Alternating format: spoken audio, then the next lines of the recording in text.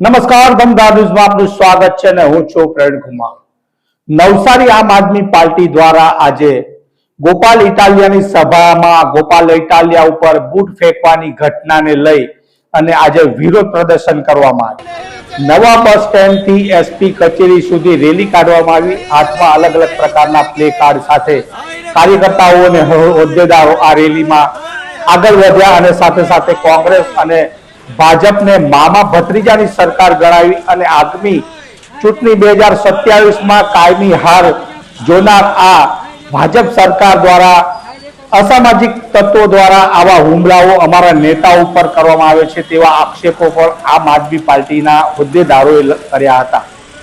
ખૂબ જ મોટી સંખ્યામાં આજે આમ આદમી પાર્ટીના કાર્યકર્તાઓ હોદ્દેદારો આ રેલીમાં ઉપસ્થિત રહ્યા હતા અને સાથે સાથે આ કાર્યકર્તાઓ અને હોદ્દેદારોએ પોતાની પ્રતિક્રિયા પણ આપી હતી અને મીડિયા સમક્ષ પોતાની પ્રતિક્રિયા આપી હતી। ભાજપ અને કોંગ્રેસની હાઈ બોલાવવામાં આવી છે। વારંવાર આમ આદમી પાર્ટીની લોકપ્રિયતા વધતી જોઈને વારંવાર આમ આદમી પાર્ટીઓની સભાઓમાં ભાજપ અને કોંગ્રેસના લોકોને મોકલાવીને ડિસ્ટર્બ કરવાની જે કોશિશ થઈ રહી એના વિરોધમાં આજરોજ આમ આદમી પાર્ટી નવસારી દ્વારા એક વિરોધ પ્રદર્શન કરવામાં આવ્યું।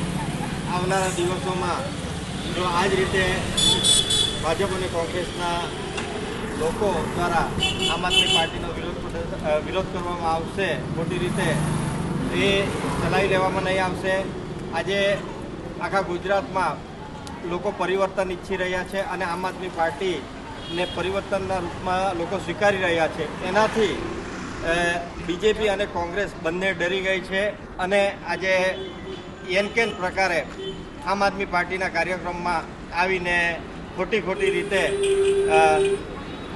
લડાઈ ઝઘડા કરવાની પ્રયાસો કરવામાં આવે છે અને વખોડીએ છીએ અને અમે આજે નવસારી જિલ્લા આમ આદમી પાર્ટી તરફથી એમનો